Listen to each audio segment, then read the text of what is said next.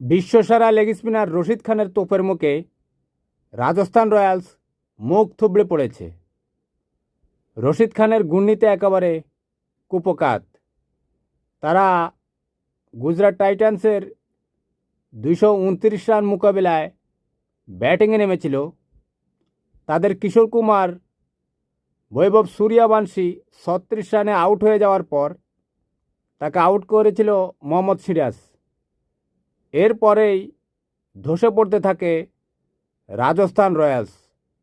রবীন্দ্র জাদেজা কিছুটা চেষ্টা করেছিল, কিন্তু রশিদ খান তাকে ব্যর্থ করে দেয়। 91 রানে 5 উইকেট হারিয়ে ধুঁকতে থাকে রাজস্থান রয়্যালস। পরের ব্যাটাররা ব্যর্থ হয়ে যাওয়ায় মাত্র 152 রানেই অল আউট হয়ে গিয়েছে রাজস্থান রয়্যালস।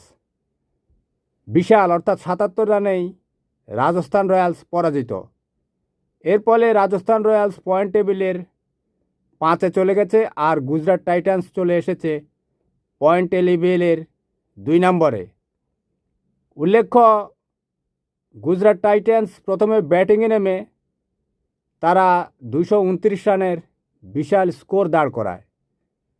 তাদের ক্যাপ্টেন শুভমান গিল 44 বলে 84 এবং সাই সুদর্শন 36 বলে 55 রান করলে গুজরাট টাইটান্স 229 রানের বিশাল সংগ্রহ দাঁড় করায়। আল্লাহ হাফেজ, ভালো থাকবেন।